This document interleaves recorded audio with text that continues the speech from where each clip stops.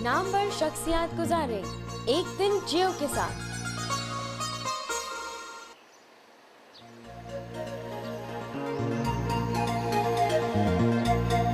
गुलकार इब्रारुल हक से मिलने उनके घर पहुंचे तो उनके बड़े भाई इस्तकबाल के लिए मौजूद थे,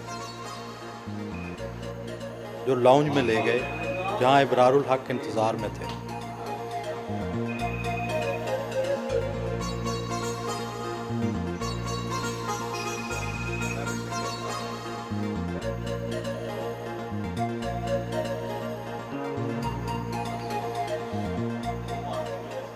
आर्टिस्ट तो आमतौर पर सुबह देर से उठते हैं, आपकी क्या रूटीन है? मोस्टली जब कॉन्सर्ट्स असल में करके आते हैं तो लेट नाइट फारिग होते हैं। कोई ऐसा पक्का स्केड्यूल नहीं होता और ज़रूरी नहीं होता कि रोज़ सुबह उठ सकें, बड़ा मुश्किल होता है। मगर कोशिश ये करता हूँ कि नमाज़ ज़रूर पढूँ और उसके बाद अक्सर सोना पड़ जाता है। फिर वाकई आपकी बात सही है कि 10-11 बजे उठते हैं। माजी के बड़े गुलकार सुबह उठकर रियाज किया करते थे। टू बी ऑनेस्ट, रियाज़ वाला तो कॉन्सेप्ट हमें पता ही नहीं चला। ना मैंने फॉर्मल एजुकेशन म्यूज़िक के ऊपर लिया है, ना मैंने रियाज़ कोई ऐसा जिस तरह से किया है। मगर चूँकि ज़्यादा परफॉर्मेंसेस होती हैं तो ऑटोमेटिकली एक्सरसाइज हो जाती है।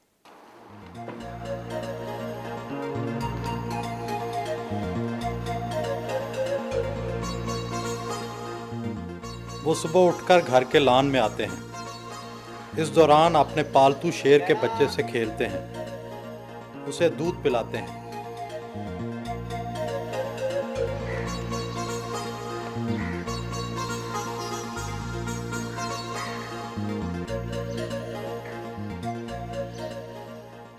आम लोग घर पर बिल्ली और कुत्ता रखते हैं, आपने शेर पाला हुआ है, इसकी क्या ख़ास वजह है? मुझे वैसे पेट्स पालने का ज़्यादा शौक़ नहीं है, लेकिन शेर के बारे में और फैल्कन्स के बारे में मेरा शौक़ था शुरू से, इनका बिहेवियर स्टडी करने का। आपको डर नहीं लगता इससे? सबसे ख़तरनाक चीज़ इंसान खुद है मेरे ख़्याल में। वो कैसे? इसकी वजह यह है कि अल्लाह ताला ने उसको अक़ल से नवाजा हुआ है और जो उसको तमाम जानवरों पे काबू पाने की सलाहियत देती है।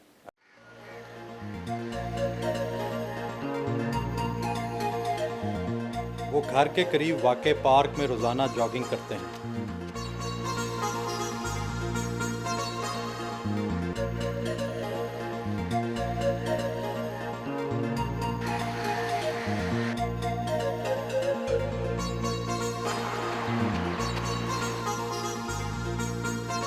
क्या वर्जिश और गायकी का आपस में कोई ताल्लुक है? बिल्कुल ताल्लुक़ है। आपके लंग्स जो हैं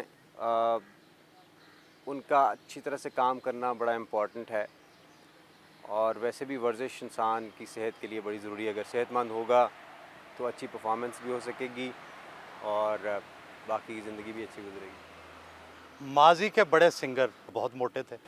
माजी में सेहत का ताल्लुक मोटापे के हवाले से होता था कि जी जो ज़्यादा मोटा है वो ज़्यादा सेहतमंद है, वो पहलवानी वाला कॉन्सेप्ट वो ज़्यादा। लेकिन मैं समझता हूँ आज कॉन्सेप्ट ज़रा सेहत के हवाले से डिफरेंट है कि डाइट मुनासिब हो, आपका वेट और आपकी हाइट, ये सारी चीज़ें आपस में मिलती जुलती हों, उसके हवाले से जो उसके उसूल हैं। वर्जिश के बाद घर वापस गए।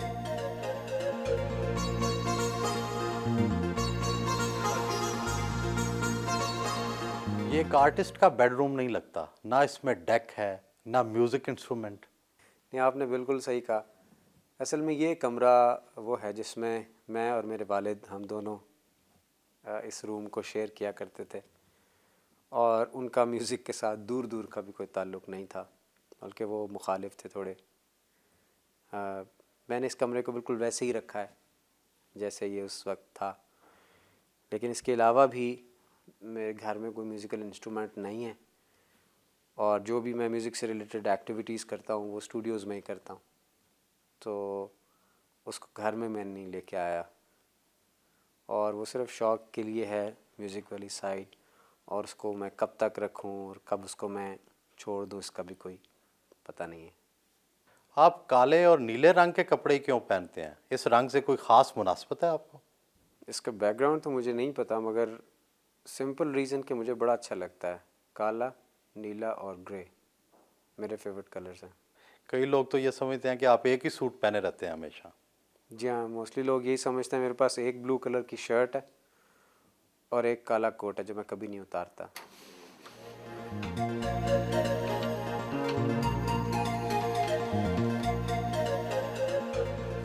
अपनी वार्डरोब से कपड़ों का इंतखाब किया।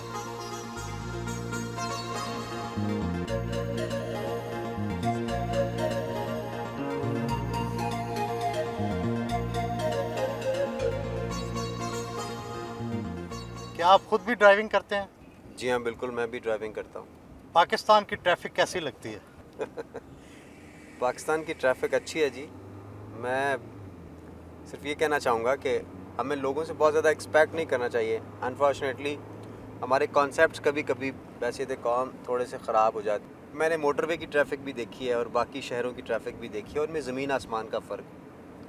वही हमारा शहरी जो मोटरवे पे बड़ी डिसिप्लिन के साथ सारे रूल्स फॉलो करके चल रहा होता है, जैसे ही चौक यतीम खाना से लेफ़्ट टर्न लेता है और लाहौर का पहला सिग्नल क्रॉस करता है, उसकी ड्राइविंग भी एक आम शहरी जैसी ड्राइविंग बन जाती है।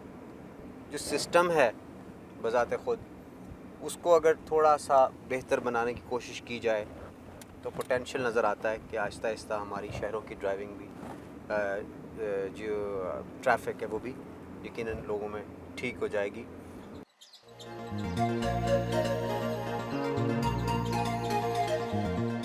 फिरोजपुर रोड लाहौर पर वाक़े स्कूल में पहुंचे।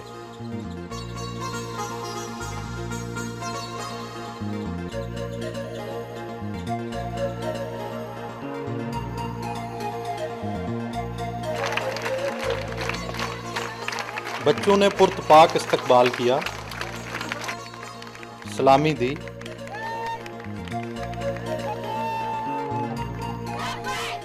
बन जाएंगे हम किनारा, हम किनारा, हम किनारा, बनेंगे हम सहारा, बनेंगे हम सहारा, बनेंगे हम सहारा।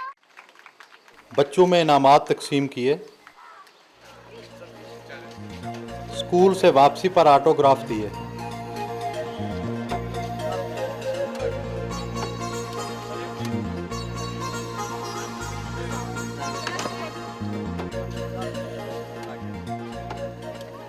आपने तालीम आम टाट स्कूल से हासिल की या किसी पब्लिक स्कूल से? मैं इस मामले में खुशकिस्मत रहा हूँ कि अच्छे स्कूल्स मुझे मिले।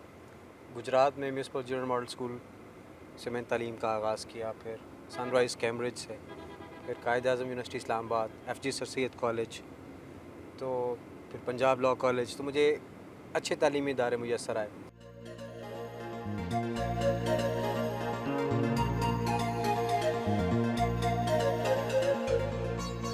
अपने हस्पताल की फंड रेजिंग के लिए गुलबर्ग के एक स्कूल पहुंचे।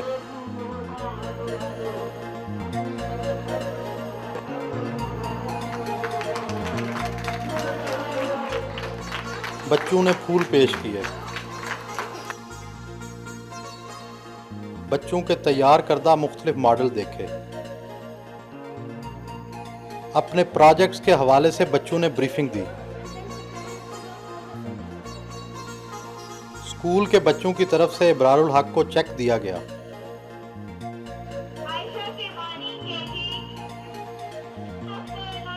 इब्रारुल हक ने सहारा की तरफ से बच्चों को सर्टिफिकेट दिए। आप मुख्तलिफ स्कूलों का दौरा कर रहे हैं, बच्चों से मिल रहे हैं, इसकी क्या ख़ास वजह है? बच्चे फरिश्तों की तरह से होते हैं, बड़ी जल्दी एतबार भी करते हैं इंसान के ऊपर। मेरे सबसे अच्छे सपोर्टर्स बच्चे रहे हैं।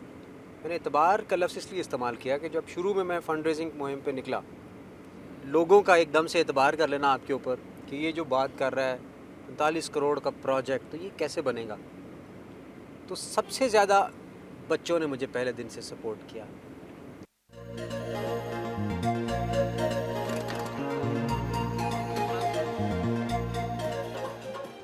कॉन्सर्ट में शिरकत के लिए पहुंचे।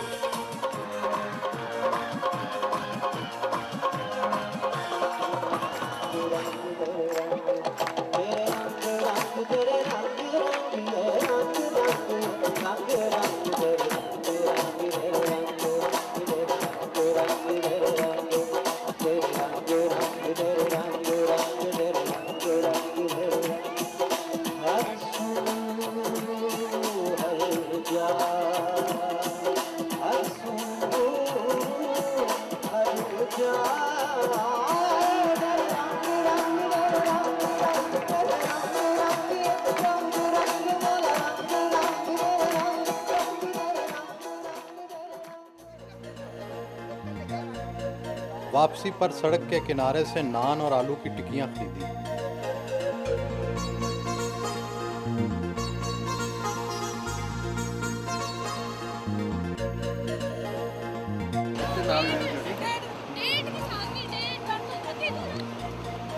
परस्तारों ने उनका ऑटोग्राफ किया।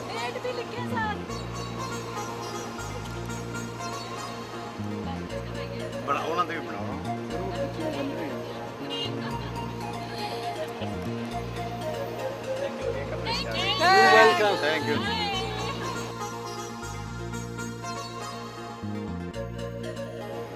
बड़ी प्यार करने वाली कॉमेडी। रास्ते में नान और आलू की टिक्कियां खाते रहे। सहारा ट्रस्ट के दफ्तर पहुंचे।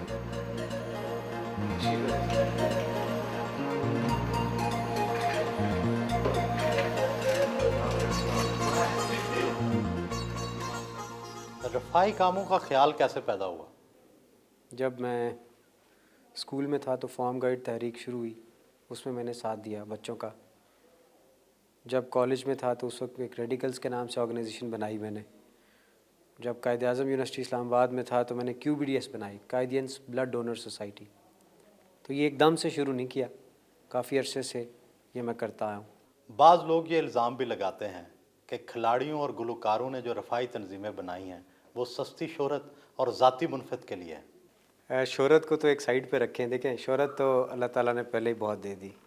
रही बात फ़ायदे की, तो मैं तो कम से कम कोई काम फ़ायदे के बगैर नहीं करता।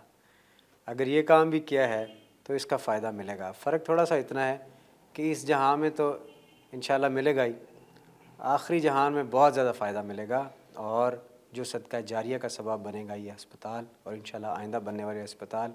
और मेरी जो सबसे बड़ी ख्वाहिश है कि अगर मैं वालिदैन की जो इस दुनिया में नहीं है उनकी खिदमत में एक नजराना पेश कर सकूं, तो फ़ायदा तो हुआ ना जी। मेरा भी फ़ायदा हुआ, मेरे वालिदैन का भी फ़ायदा हुआ और पूरी कौम का फ़ायदा हुआ। बाज़ लोगों का ख्याल है कि आप अस्पताल बनाने के बाद सियासत में ज़रूर आएंगे। हाँ, मुझे काफ़ी लोग ये कहते हैं और पहले दिन से ही कह रहे हैं। मेरा नहीं ख्याल। सहारा ट्रस्ट की मीटिंग में शिरकत की और नारोवाल में तामीर होने वाले सुगरा शफ़ी हस्पताल के काम की रफ्तार का जायज़ा लिया। दफ्तर में ही लंच किया।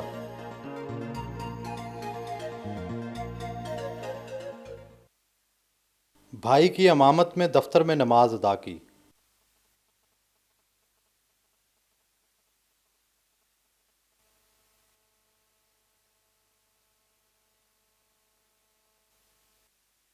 घर के लिए रवाना हुए। मज़हब से किस हद तक लगाव है? मैं इस चीज़ पे बिलीव करता हूँ कि जितनी आसानियाँ अल्लाह ताला की ज़ात ने दी हैं उनको तो मैं फुल एंजॉय करने की कोशिश करता हूँ। जैसे सफ़र में आप नमाज कज़ा कर लें, बाद में पढ़ लें, माफ़ है, रोज़ा माफ़ है वगैरह। लेकिन जो फ़राइज़ हैं वो तो पूरे हर हालत में करने ही होते हैं। और मैंने इसीलिए कोशिश करके वक्त पे हज भी कर लिया था कि वक्त का पता कोई नहीं होता कि इंसान किस वक्त बुलावा आ जाए।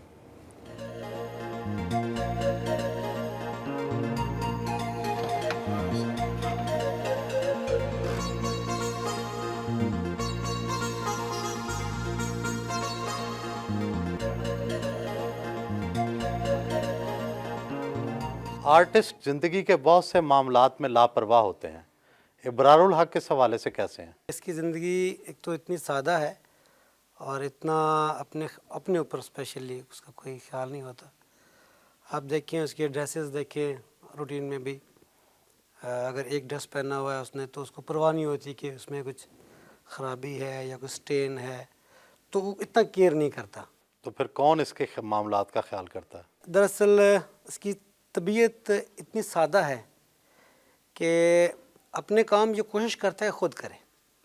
इवन घर के अंदर बैटमैन हैं, काम करने वाले लोग भी हैं, बूट पॉलिश भी अपने खुद करेगा ये।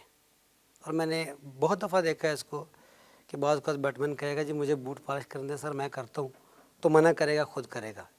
जल्दी हो तो शूज़ पर वो कपड़े इस्त्री किसी से करवा लेगा, लेकिन अक्सर बेशतर अपने कपड़े भी खुद आयरन कर रहा होता है, इस्त्री कर रहा होता है। बच्चों के हमरा क्रिकेट खेली। आपको अपने चचा इब्रारुल हक कैसे लगते हैं? अच्छे लगते हैं। क्या आप अपने साथी तालिब इल्मों को बताते हैं कि आपके चचा इब्रारुल हक हैं? वो मानते नहीं है पहले तो। वो कहते हैं कोई तस्वीर लेके आओ, ऐसे ही कोई अपनी कोई साथ तस्वीर खिंचवाई हो तो लेके आओ, फिर साथ कोई खाना वगैरह ऐसे कोई खा रहे हो, कोई डिनर वगैरह पे साथ हो तो फिर हम मानेंगे, ऐसे तो तुम ऐसे झूठ बोल रहे हो।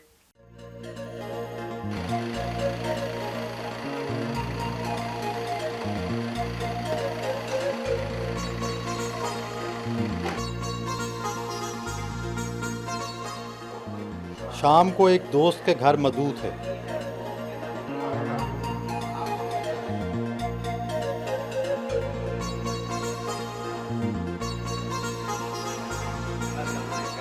स्टूडियो में अपने नए और पुराने गानों की रिहर्सल की।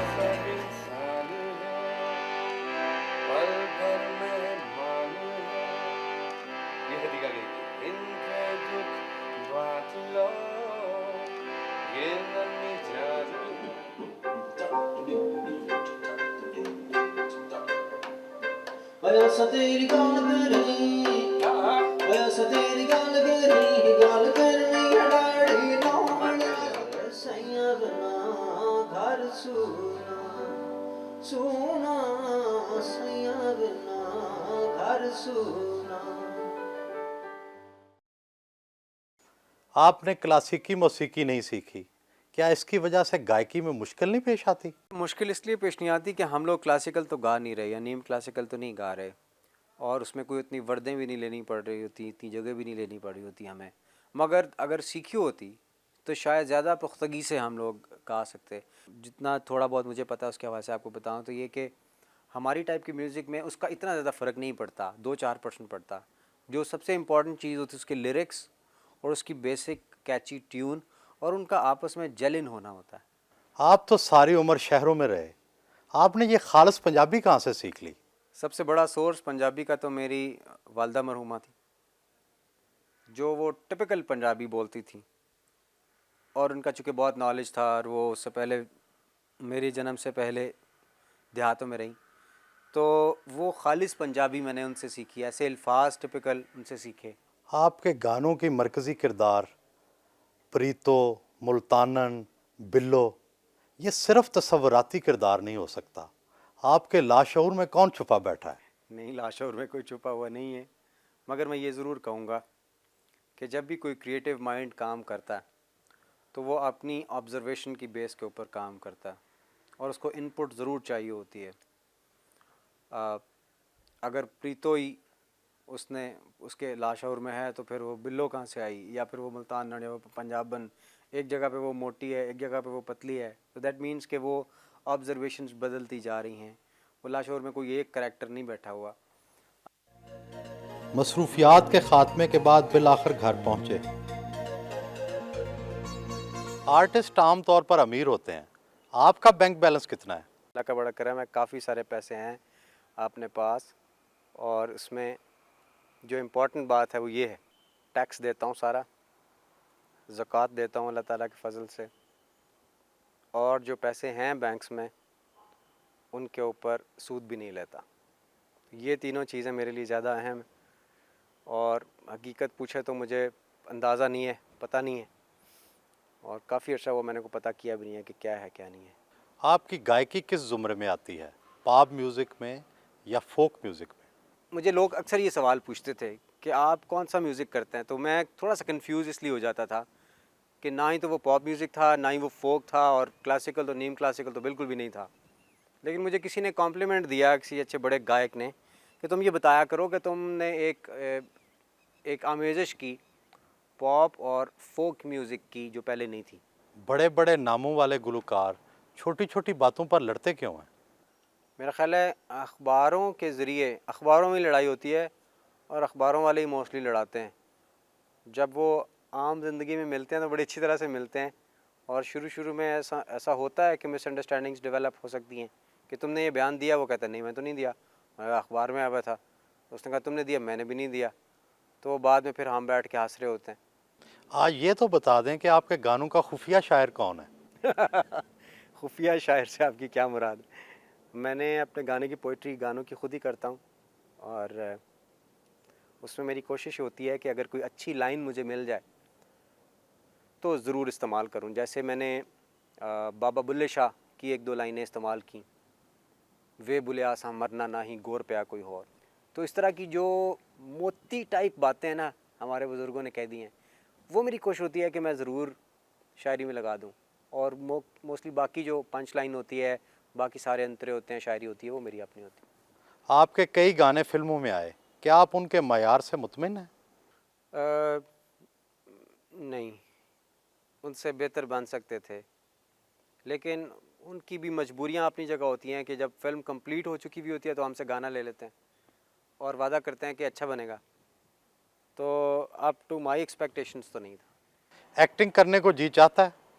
शुरू में मेरा दिल किया था, मुझे लगता था कि मैं एक्टिंग कर सकता हूँ, फिर घर से सिरे से वो परमिशन ही नहीं मिली और नहीं की। क्या कभी सच्ची मोहब्बत हुई है? मोहब्बत तो बहुत सारी, देखिए ना, माँ से, बाप से, बहन भाइयों से, वतन से, लेकिन इसके अलावा कोई ऐसा वाक़या नहीं हुआ कि अगर आप प्रीतों के बारे में या बिल्लों के बारे में पूछ रहे हैं तो ऐसा कुछ नहीं हुआ, क्योंकि ये सारे इमेजिनरी कैरेक्टर्स हैं। शादी ना करने की वजह दिल पर लगने वाली कोई चोट तो नहीं? नहीं, ऐसा कुछ नहीं है। रात गए उनसे इजाज़त लो चाहिए। जनाब, थैंक यू वेरी मच।